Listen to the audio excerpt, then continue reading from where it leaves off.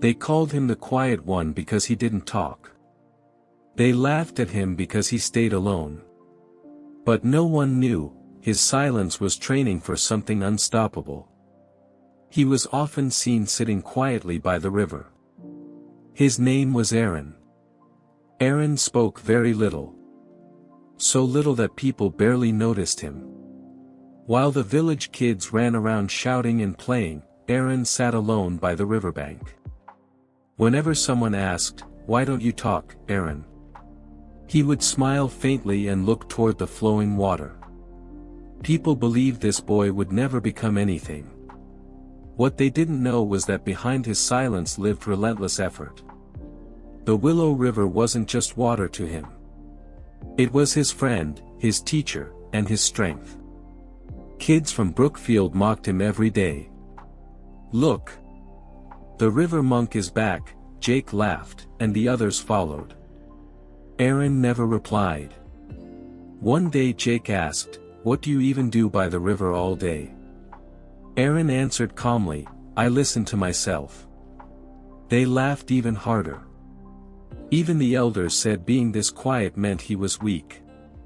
But the truth was very different. Every morning, before the village woke up, Aaron was already running. Barefoot on cold sand, jumping stones, training his breath. His effort was silent, but it was constant. One evening, Aaron returned home late. His feet were covered in mud and blood. His mother panicked. "My son, what happened?" Aaron smiled. "The river tested me a little more today." Tears filled her eyes. "People don't understand you. I'm scared." Aaron held her hand and said, "Mom, if I stop today, I'll never be able to face myself again." She didn't speak. She just placed her hand on his head.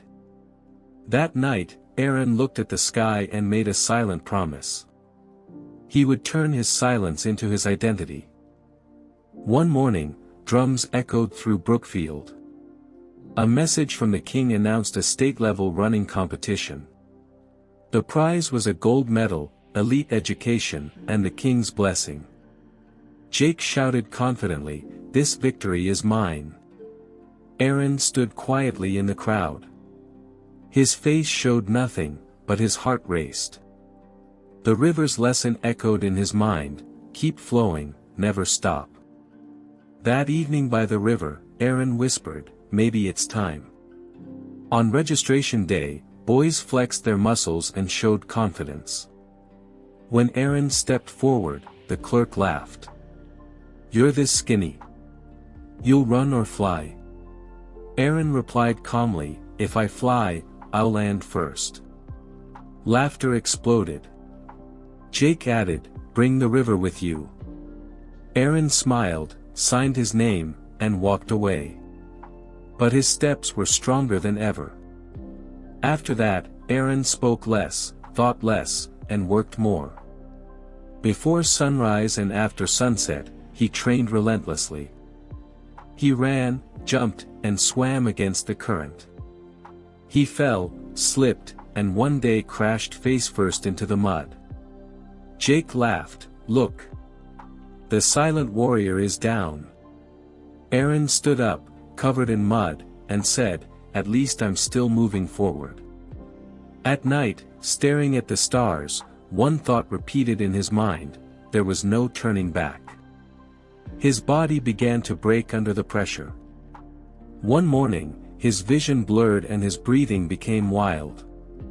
A goat stared at him as if asking whether he was still alive. Aaron smiled weakly. "Don't worry, the story isn't over yet." He stood up again, even though his legs were shaking. That evening his mother asked, "Why this stubbornness?" Aaron replied, "If I fear pain today, tomorrow they'll call me a coward." She wiped the sweat from his face. Aaron understood, he wasn't alone anymore. Race day arrived. Drums, crowds, and noise filled the air. Aaron arrived in simple clothes, barefoot, with a calm face. Jake mocked him, still quiet. Ready to lose? Aaron replied, words get heavy during a race. The runners lined up. Aaron closed his eyes and remembered the river, silent and unstoppable.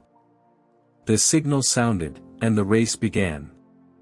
Dust exploded and the crowd roared. Aaron was last. Voices mocked him, saying this was expected. Jake ran confidently in front. Then Aaron's rhythm changed. His breath matched the river. The noise faded, and his body felt light. One by one, he passed the runners. The crowd slowly grew quiet. The final lap arrived. Silence filled the field. Jake looked back, his smile disappearing. "How is he here?" he whispered. Aaron heard nothing but the flow of water in his mind. His feet barely touched the ground. Someone screamed, "The quiet one is coming." Aaron pushed with everything he had. The finish line was just one breath away. With a final surge, he crossed first. "Aaron," someone shouted. The ground fell silent, then exploded with applause. The boy they mocked was standing in first place. The king asked, "Why don't you speak much, son?" Aaron replied calmly, "Words get tired. Hard work doesn't." Back in Brookfield, villagers lowered their eyes, and children's eyes filled with dreams. Aaron stood by the river once more and smiled. "See, Willow. Today my silence spoke the loudest." And the river kept flowing, silently.